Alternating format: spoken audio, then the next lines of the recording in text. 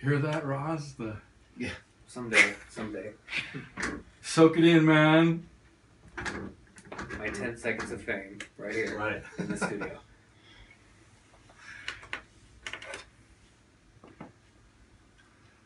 A planet. Okay, I'm gonna read this. A planet evolved. This is in the back of the book, second book. I don't know what it's called, but they call it that. A planet evolved, a societal order on the brink of civil war, and a reluctant hero that disrupts Earth's balance of power. After years of conflict, Earth's champions are prosperous and weakening the, how do you say that? Darkadian threat. How do you say the next word? Tanis? Yes. Yep.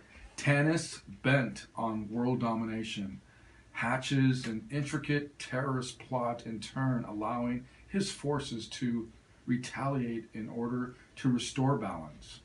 Victor and his colleagues will be forced to wage a war against slavery that could push their limits beyond the edge. The official novelization of the second chapter in Roz Wickham's epic, The Edge of Beyond trilogy. So, we're talking with The Edge of Beyond, two of the crew, we have the author and composer, and then I'm at a loss of the words to your title in the group. Science advisor. And Weston, the science advisor. So, Weston, could you explain a little about the science theories expressed in the TEOB book series? For example, what happens to the Earth? Okay, start with that one. What I'm about to say is probably controversial, but the science is there. It's not discussed much on other television. Yeah, exactly. There's a few you go on YouTube and so forth, but it looks like I personally believe we're gonna see some Earth changes due to physical phenomenons within our solar system. There seems to be an indication that there's a dark star, the sun's twin. Most galaxies are binary. I think ours was no exception, but the other sun is now a dark star, and that it interacts with its perihelion in our inner solar system, and that it's here. I think it's possible that the governments might know that, but they're not releasing the information to the global citizenry. But in this effect, the electromagnetic signature that this dark star is emitting is primarily in the long-range microwave infrared side of the electromagnetic spectrum, so you won't be able to see it with your eyes, but instrumentation and satellites would be able to pick this up. That it's affecting our Earth as we speak right now, and this, what his book talks about, is the fact that the Earth is possibly going to go through an expansion period. And in this book, the Earth is different in future Earth. It's a larger planetary system, and its orbit has been bumped out further from the sun. And during this galactic event, you had dramatic Earth changes that resulted in DNA interruption and formation of these crystals, which play a major role in the storyline. Yeah, there's a lot of crystals on the cover. And which crystal is water-based, and that's one of the actual plausible sciences behind their armor and how that works. And crystals are a couple things. The announcement hasn't been made yet, but they're flexible crystals. They don't have to be rigid as we think of now. And crystals are tuners for specific electromagnetic frequencies. So Kind of like harmonic tuners. don't you make a radio with a crystal? You can make your own radio Oh, with yeah. a crystal? Sure. So a crystal. Mm-hmm. So we're kind of scratching the surface of what crystals really are. They're frequency tuners. That they're also, they can phase in energy, and then there's also the ability to capture data from counter space. But I don't want to get into too much detail because it'll probably lose the audience or put them to sleep, one or the other. But yeah, it's interesting that what we're taught, the major universities, what are taught as far as the physics of today, I'll come out and say it is not accurate. I think it's by design.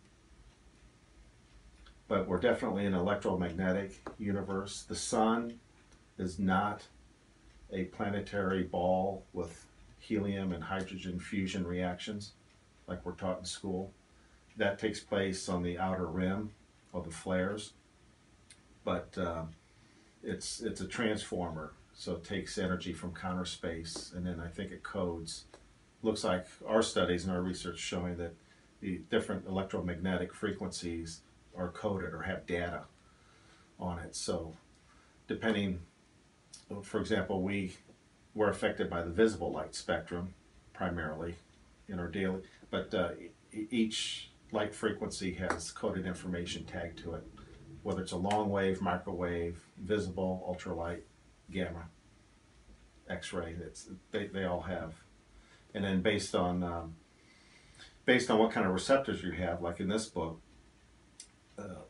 whether it's the DNA mutation that took place on surface dwellers of the planet, and then these crystals are tuned to data that's tagged through the electromagnetic emission.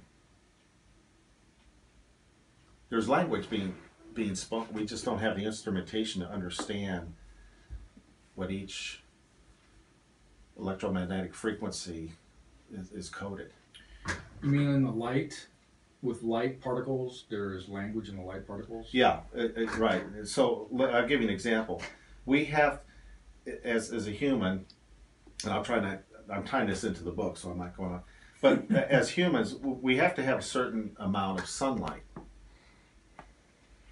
Good. You have to go outside and you have sunlight. Well, that's important because there's a DNA can receive information and transmit. We have DNA, we have receptors, for example, on our skin, the largest organ in our body, that are tuned to receive sunlight because there's data contained in the sunlight. There's also different data for plants through the photosynthesis process. There's data recorded or tagged to those light frequencies, and it's coded for instruction. If we're not exposed to sunlight, let's say we're an underground facility for months or years, you can't live long term. If they try to have underground cities or bunkers, and they have LED lights to try to grow plants, that's not a long-term solution because the LED lights are not tagged with data like the light that comes from our sun, which is retrieving it from counter space. This is not taught in school. This is so. It's beyond. There's a few of us scientists, we know what's going on. We're starting to figure this out, but you won't read this in any white paper. And water plays a key role. Water's a crystal. So crystals in the book captures light.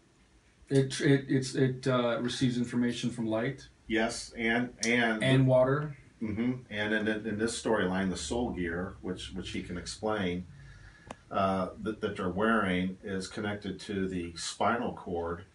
So you have a combination of the crystals receiving information from the sun, but also information from within the consciousness of the wearer of the soul gear. Right, Raz? Yeah. Yeah. Okay. It's just, there's a whole universe of stuff, so we only have like a half hour left, but Roz.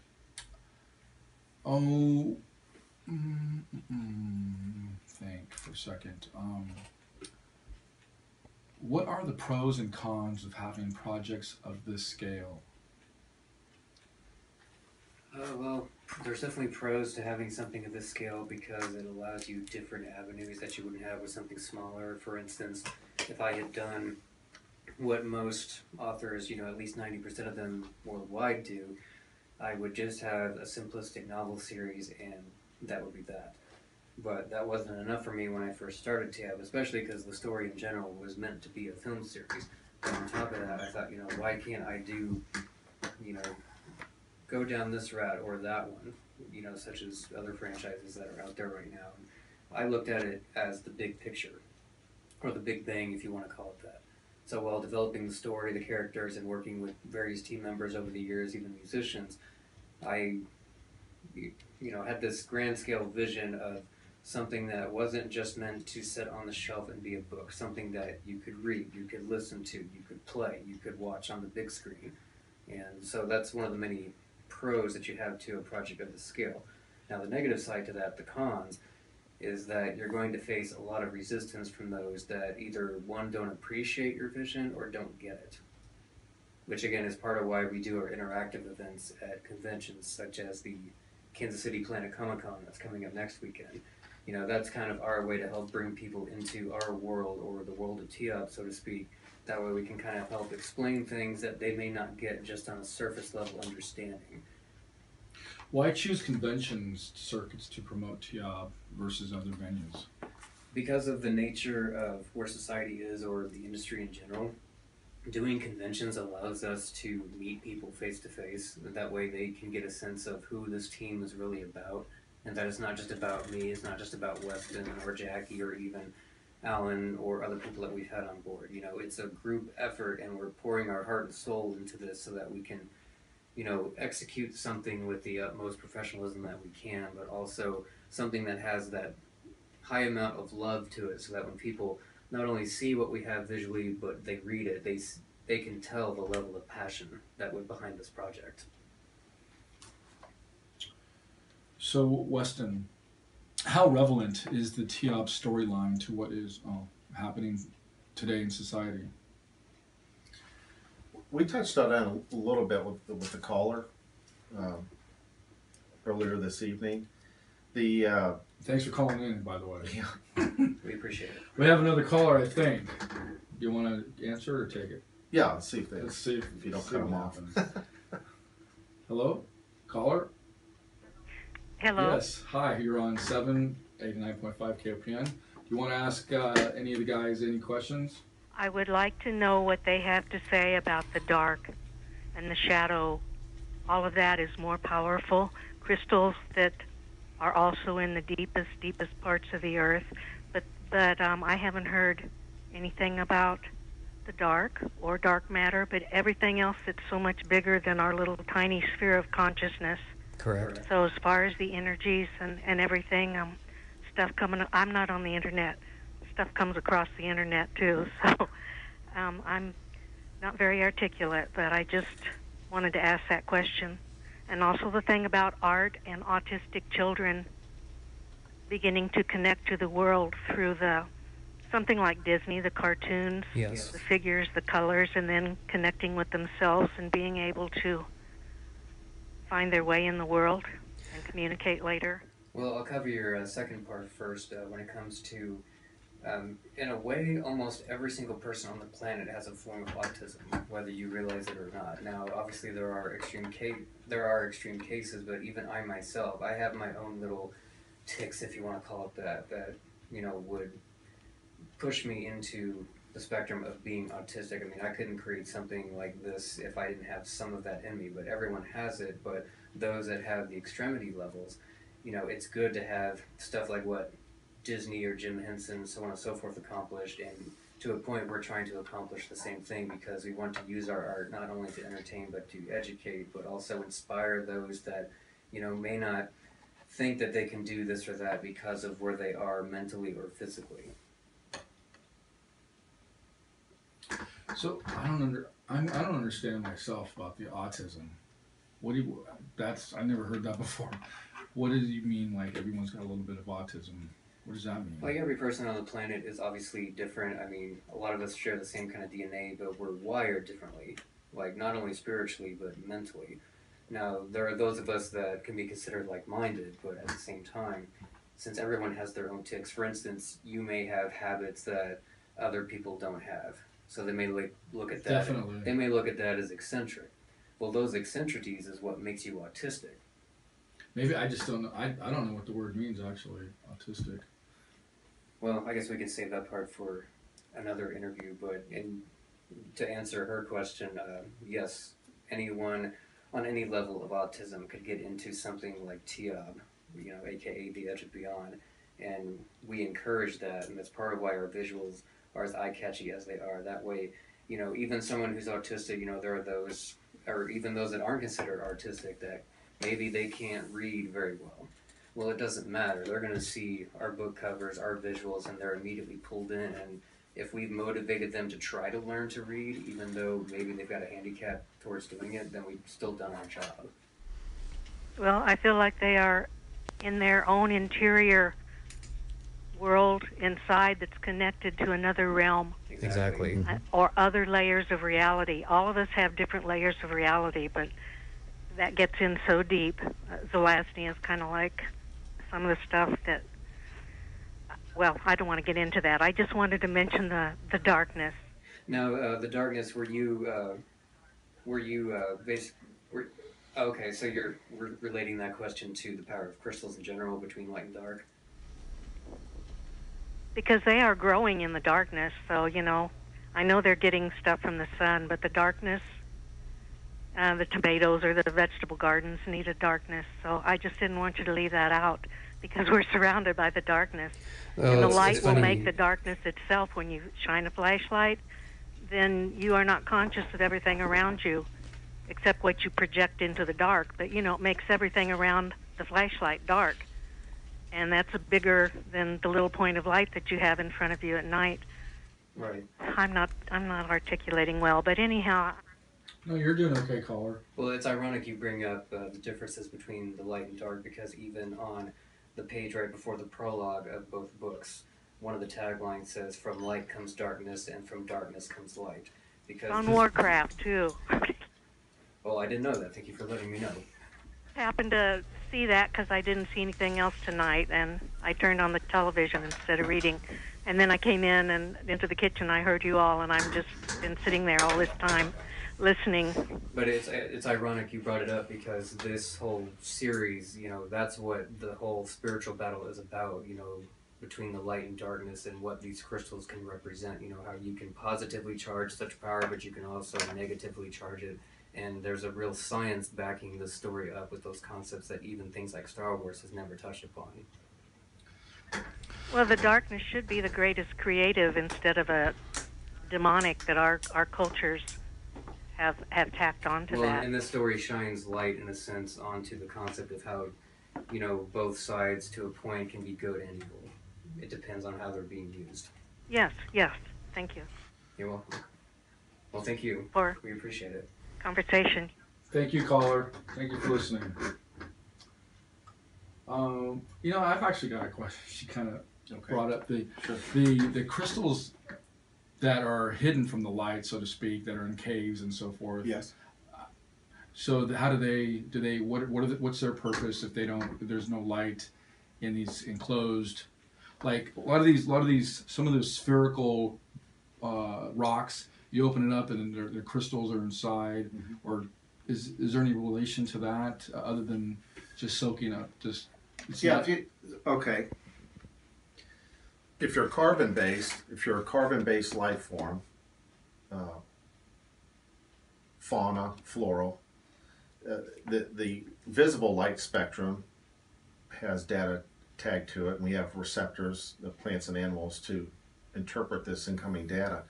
But there's all the different frequencies. You have infrared, long wave, radio waves, the AM, FM that we're broadcasting. That's all tagged with information as well. So the crystals that are in complete darkness in caves they're growing, but they're tuned to the electromagnetic energy that we can't see with our eyes, because we see that thin visible light spectrum. They're receiving data from the lower end of the electromagnetic spectrum. So there's data all over the place. It just depends on what species you are or what mineral content or crystal you are as to how you're tuned to pick up the frequency that you're designed to pick up. And speaking of the data and frequency, that's one of the scientific concepts behind the Edge of Beyond, as far as how they use the crystals, even from an armor standpoint. They can use what's quoted as harmonic convergence in the story, where they can use actual harmonic notes to either shapeshift, download data. I mean, the sky's the limit with the technology they can do in this book, but, you know, harmony, notes in general, you know, because with music being the most powerful form of communication, there's data in that, constant data. See, planets, this will blow some people's, if there's 3 people listening tonight, but they're planets, for example, planets communicate. Planets are alive, they have a certain level of consciousness. Planets communicate, but they do so in the very low end, low range spectrum. So I can tell you right now, the Earth is, based on research that we're doing, the Earth has been sending out a distress call for quite some time now because of what's happening, the way that we're mismanaging, ruining the Earth with the environment and mismanaging the resources. So at a conscious level, from planetary communication, a stress call is being sent out in the lower end of the electromagnetic spectrum.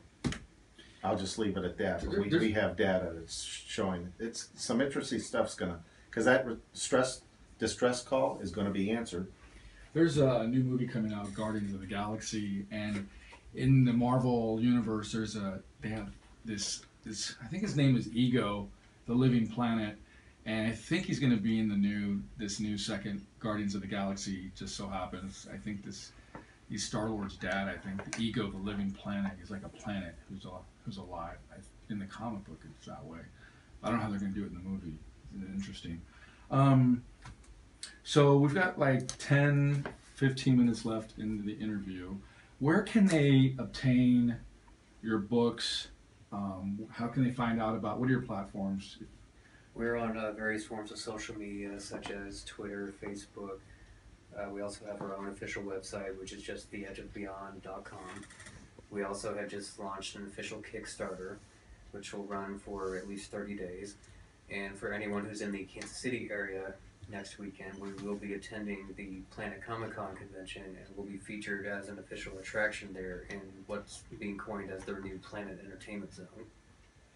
And there they can come meet the entire team behind this project, including myself, get their books signed, and even if you can't make it to one of our interactive events, you can always check out one of the books either on Amazon or Barnes & Noble. You just type in The Edge of Beyond. So you're listening to 89.5 FM. The show's called Seven, and we have with us Raz and Weston from TEOB, The Edge of Beyond.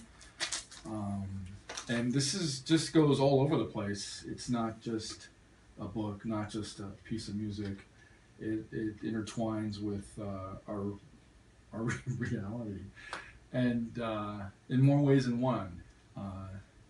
Physical and spiritual. And let's see, you want to take another caller? See if see what happens? Okay, so let's see what happens. Hello, caller? Hi, hello, you're live on the air. Let me kill the feed, sorry. Just, if you will entertain me, please. Sure, go ahead. Go ahead. I've been diligently listening to the things that you were saying, and I'm trying to gain a perspective upon, certainly these overlying factors of the planets communicating with each other, they've always been in place or implemented, but my question concerns time, the degree of urgency, I guess I'm trying to say, as the degree of urgency for the problems, has this been accelerated? Has it been more or less continuous? Or is it now, of course, I think, and I'm asking, not telling, come to a crucial point where this type of of activity is naturally accelerated due to circumstance? All of the above. Okay, I guess all the above is a good answer, but I mean, like, okay, time span of, you know, relativity, and there's another good point there. Okay, how about theory of relativity? I mean, what's the basic focal point or the hub? Please help me understand the hub. I'll let Weston take that question. Can you be a little more specific? What do you mean by the hub? Well, I mean, have things always been this way, or have we entered into a more crucial phase where activity is exponentially accelerating? You mean a crucial phase within a design? I understand. Yeah, no, it hasn't always been this way. I'll give you an example. This dark star, when it has its non-regulated orbit, when it comes in proximity to our inner solar system like it is now, there's not always a Earth-wide extinction when it has this pass by. So you have to ask.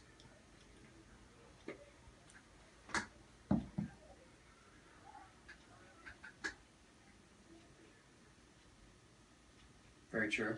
Yeah, we're gonna see a lot very soon, especially next 24 to 36 months, as far as physical events on the Earth, and that's a whole nother show. But what I'm trying to say is, not every occasion has there been a reset where there's been a Earth-wide cataclysm that's had to start over. But throughout the Earth records, there have been those events, and others where we're at a point now where there is going to be a reset. It is going to be These and please correct me if I'm wrong in assuming, but these these solar, these earthbound, these planetary cycles have occurred before. Only difference perhaps in being, and there again I'm asking once again, only difference in being now with the infestation or with the all these things are somewhat secular and have happened previously, but they are of more significance now because the planet is infested with us creatures. Yeah, the planet, right? The planet, right? In a sort of, in not jokingly or not laughingly, but sort of in a Rocky Horror frame of reference. Remember how the professor said these insects crawling on the planet's face? Well, let's say take the last 2,000-3,000 years, we have not had the technology to destroy the Earth many times over like we do now.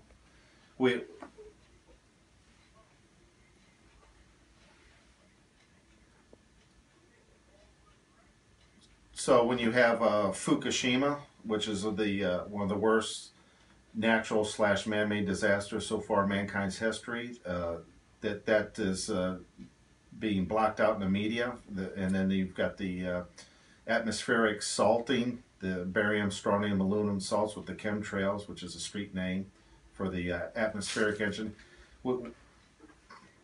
Yes. Yeah, you got it. So I want to thank you, caller.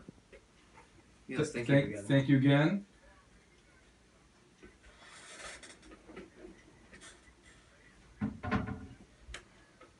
It's a big deal. I mean, there's a lot of stuff to wrap your mind around. It's not, I know, just this, you're listening on whatever a radio, but on this a speaker, but I'm telling you, when you see, I mean, you've been to their website. I mean, there's all kinds of sights and sounds, and it's just, as we interview them more and more, it gets deeper and deeper and deeper, so. Just let me just be a little bit more continuous pain in the ass, okay, Rob? The thrust of what you're saying is mainly educationally oriented, because I suspect that you're not saying there's anything we can do to modify, steer, or change it, simply sufficient that we be aware of it and let the pieces fall where they may. I mean, okay, the big picture, the total thrust of it, I'm digging what you're saying and the scientific data, and it all corresponds, but, well, is any action required other than to be aware of?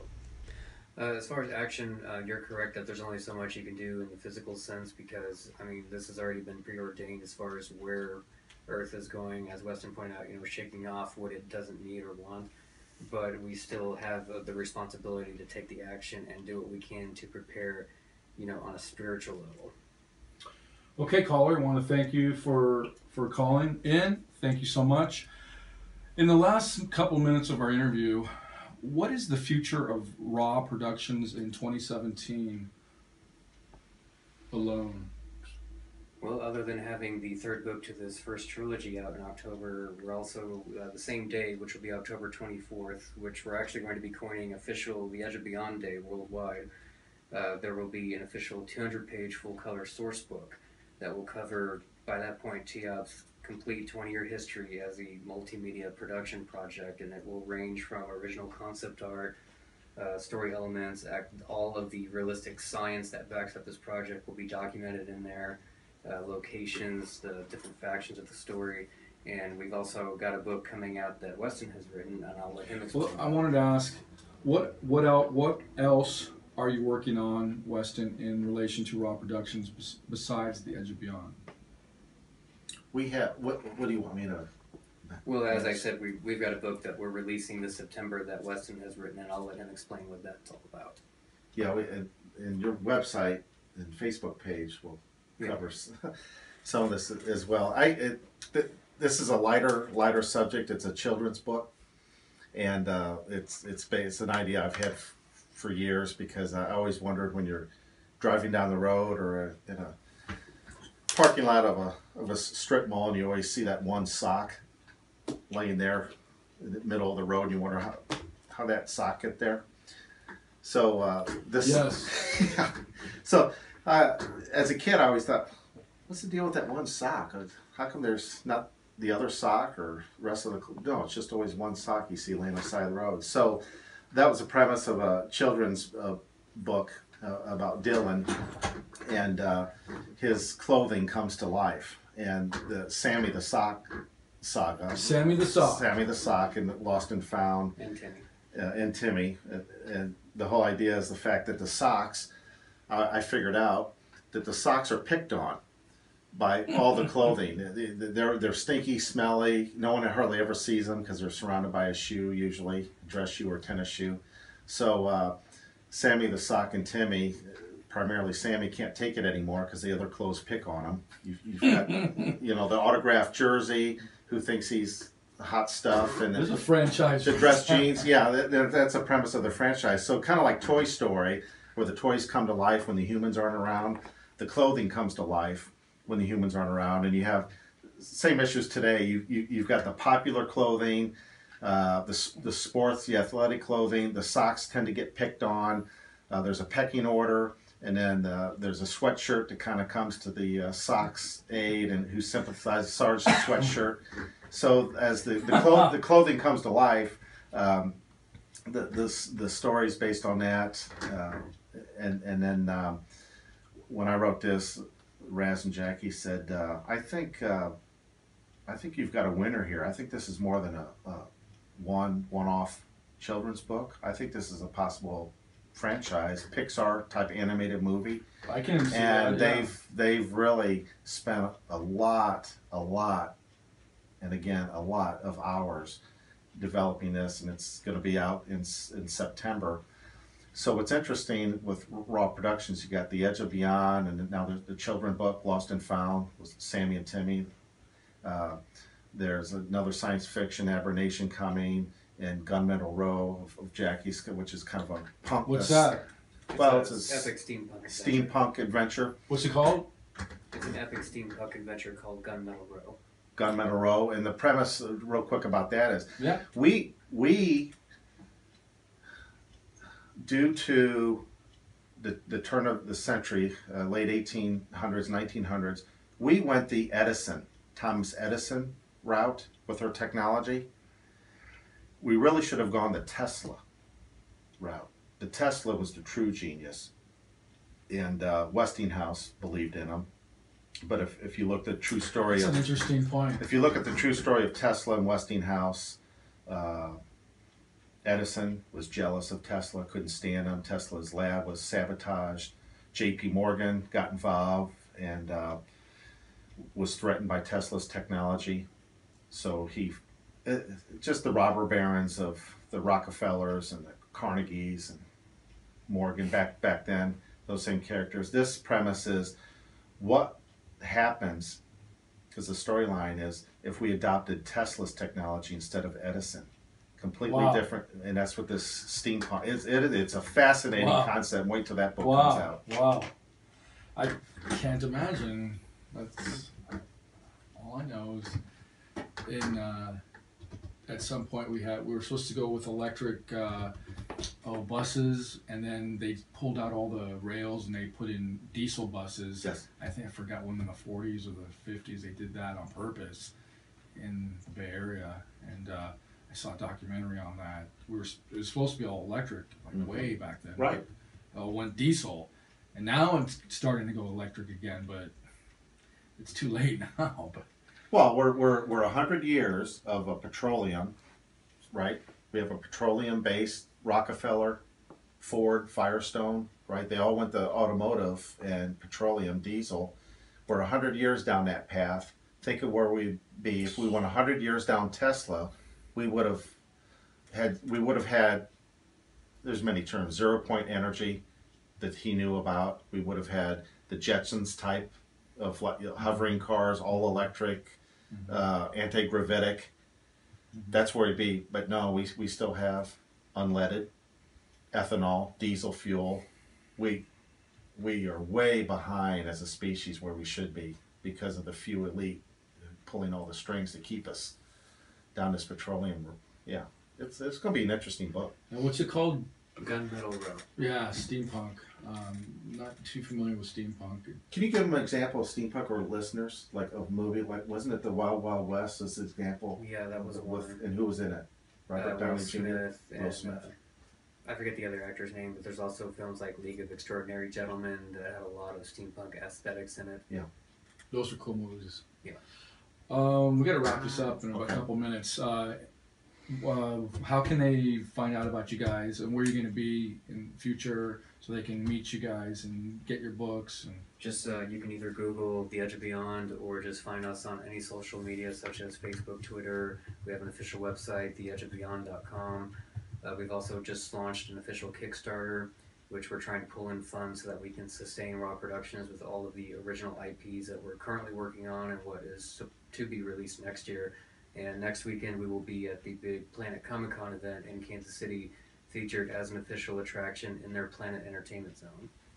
That starts Friday, doesn't it? That starts Friday, and we also have an hour-long panel starting that day at 2 o'clock, which you can go to our website or the Planet Comic-Con website to find out more details. And even if you can't make it to one of the interactive events, you can go to Amazon or Barnes & Noble and find both Rise of the Fallen and Wings of Destruction. Can you, real quick though, say someone's not familiar, we are, but say they're not familiar with Kickstarter. Yeah. Tell them what Kickstarter is and what do they do? If they go on their computer, they type in Kickstarter, how do they find the campaign, Edge of Beyond? Just go to Kickstarter.com and then type in The Edge of Beyond in the search bar for that website. And Kickstarter in general, for those that may not know, is, to my knowledge, the world's, if not the nation's biggest crowdfunding site, and it allows smaller projects like ours to have, crowdfunding to help finance our endeavors or our artistic endeavors that, people like us have problems or trouble in general financing ourselves, because when you take an entire team as big as Team TEOB to an event, that's a lot of money. And you have to sell a lot of product just to even make up for that. So if we can succeed with this particular Kickstarter campaign, not only will it allow us to finally see the end of this trilogy out by October, it will allow us to pay for all of the commissioned artists that are contributing to the source book, as well as releasing Lost and Found on schedule September 14th of this year, and then starting the new IPs next year, such as Gunmetal Row and Abernation. All right, we gotta end this interview. What track do you want to go out on? Let's see, we can go out on the official theme for TEOB, which is track 2. All right, thanks for listening, and we're gonna play some hard rock to the top of the hour. Enjoy, everyone. Thank you for listening to Seven, and for guys, thanks for coming in. We'll have you in again soon. Thank you for having us. Yep. Yep. Thank you.